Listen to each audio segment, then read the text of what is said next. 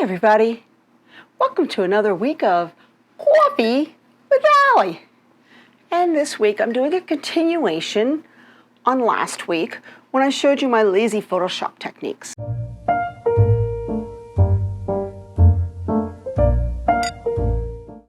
So if you haven't watched last week's episode, this one will still make sense, but I would suggest you watch that one too because I built off of last week.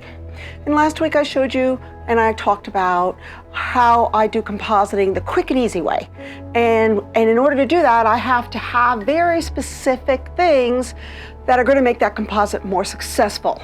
And those things are the light on my subject has to match the background, the contrast has to be similar, the angles and the perspective has to match, and then I do what I find a background also that has a similar brightness around the head so that I don't have to have a perfect cutout because I hate doing cutouts.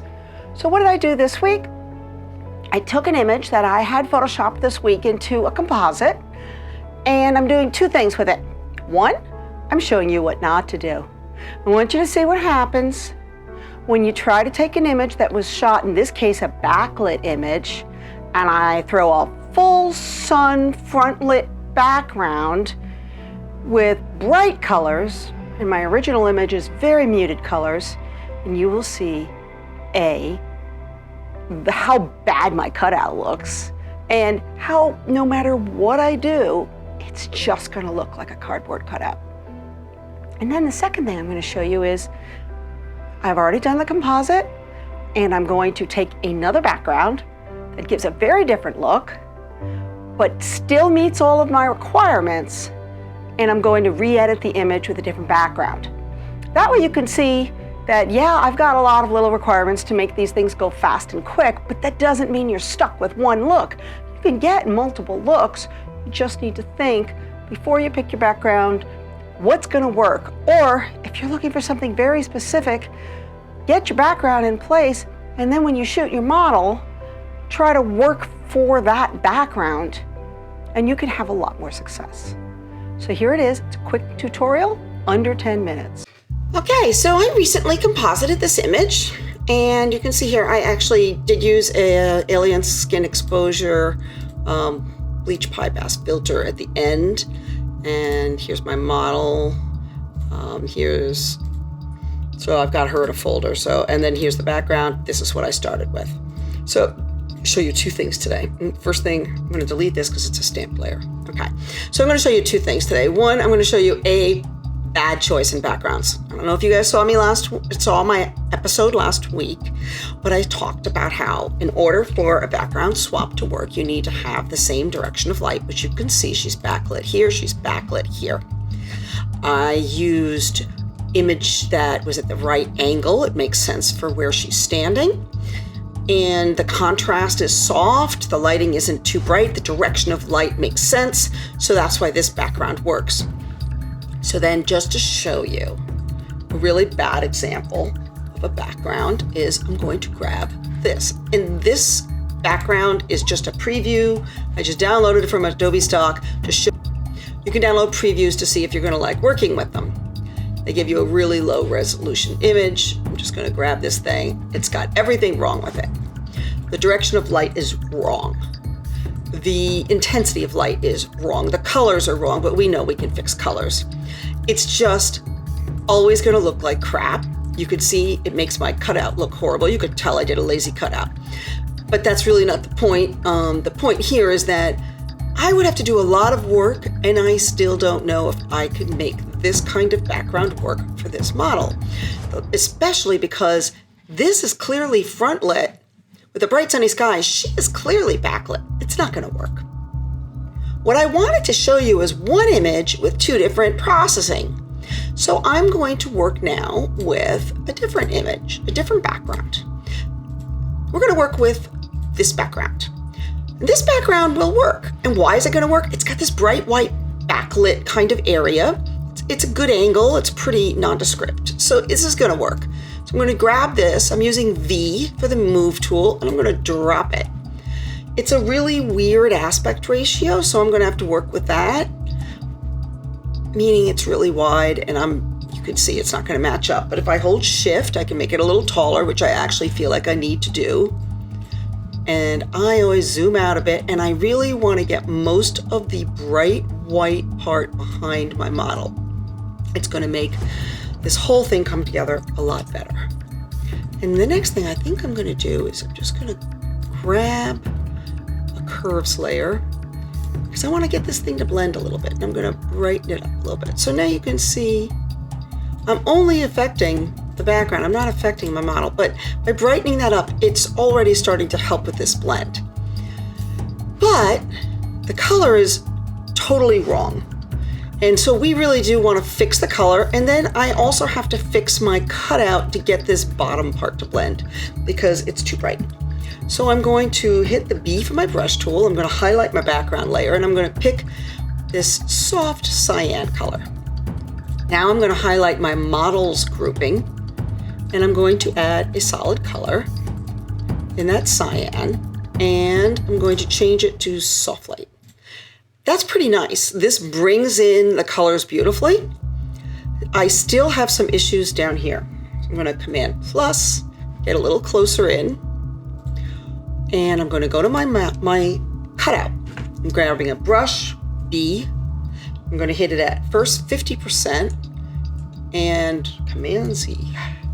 I'm going to make sure that I'm on my layer mask, and I'm going to hit X to be blocking, and I'm going to blend this in along the edges here. Ooh, Command Z. And I just want to get the edges. There's a lot of ways to do this. So this side I'm going to do one way, and the other side I'm going to do a different way, and we'll see which one we like better.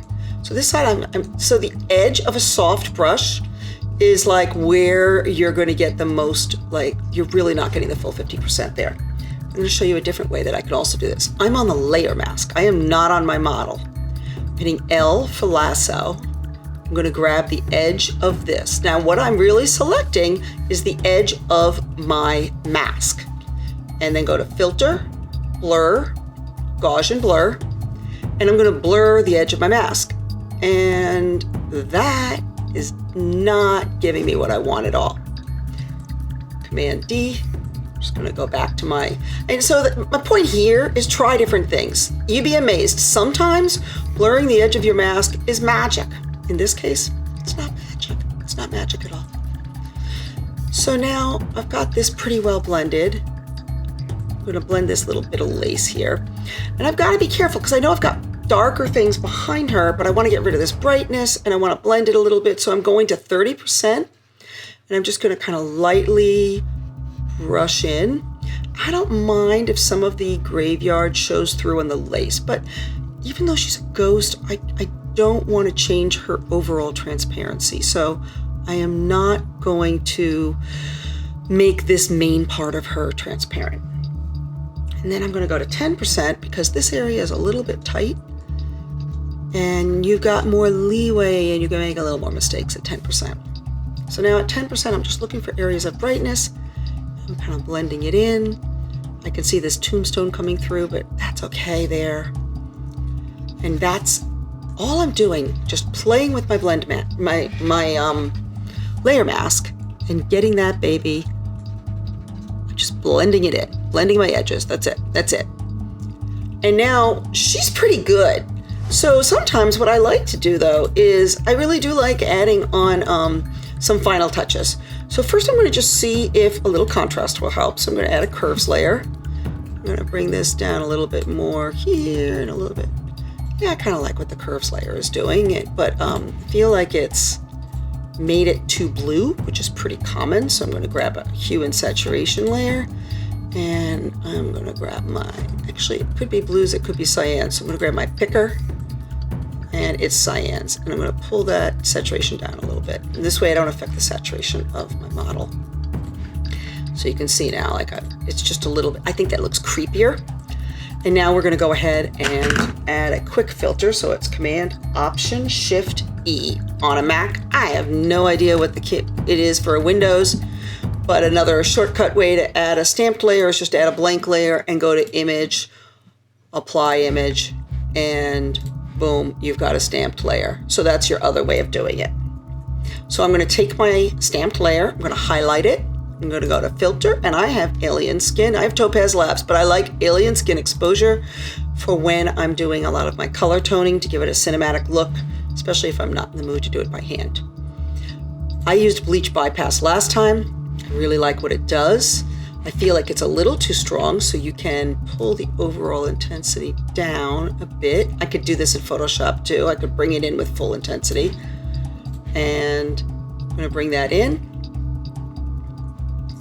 Let that go. And what the whole point of this was to show you, there you go. So you could see what it does. I like it. I think it makes it creepier.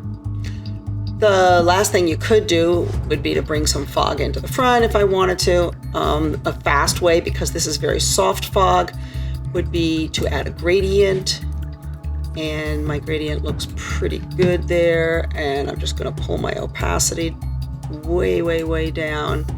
And you can see that kind of just made the front nice and foggy, which I think looks good. And that's it.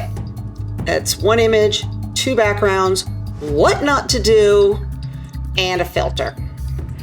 So that's the tutorial. And as you can see, you follow the basic rules that I'm showing you, where I kept the second background.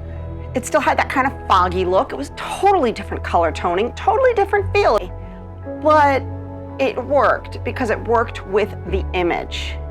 And that's what's important. When you want to do composites, you don't just do a cutout, slap a new background behind it, and you're done. There's so much more to it if you actually want to create something artistic and you want to make it work. So that's it. If you have any questions, leave them in the comments. If you want me to show you something different, like today's idea came from a suggestion from Erin. Thank you, Erin. She's a great photographer and a friend of mine, and I just thought she had a great idea. She wanted to see one image, two different looks. Happy to work with you guys, and I will see you next Friday, 3 o'clock. Thank you. I don't know my words. Maybe I'm possessed by the demon bride. This is the best coffee ever. It's counterculture, and it's called Big Trouble. And I love this coffee. It's smooth, and yet still has a nice, robust flavor.